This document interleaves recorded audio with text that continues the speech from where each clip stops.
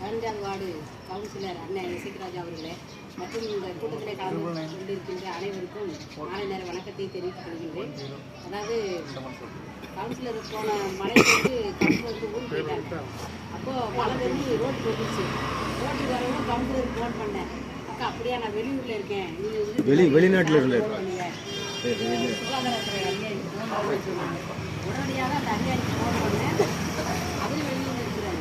அவர் இன்னொரு நம்பரை கொடுத்து பேசுகிறார். மாநகரத்திலிருந்து உடனடியாக மற்ற கீழே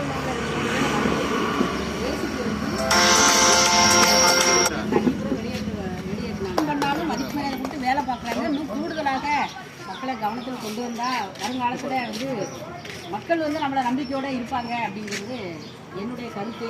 இதே போல் வரக்கூடிய காலங்களில் ஒரு பிரச்சனை அப்படின்னா உடனே வர்றாங்க, இல்லைன்னு சொல்லலை.